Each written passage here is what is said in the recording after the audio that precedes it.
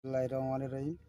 আসুন ভাই, আমাদের এই যে ঘের দেখা যাচ্ছে, এধারে ঘের এধারে ঘের, আপনারা যদি ভালো এক এক চুয়ালি চিংড়ি মাছ খাতি চান, এই টাটকা চিংড়ি মাছ ঘরের ধরে ভালো করে ধুইয়ে পরিষ্কার করে, যদি মনে করেন যে ভালো টাটকা চিংড়ি মাছ আমি নেব, তা আপনারা আমাদের সঙ্গে যোগাযোগ করবেন।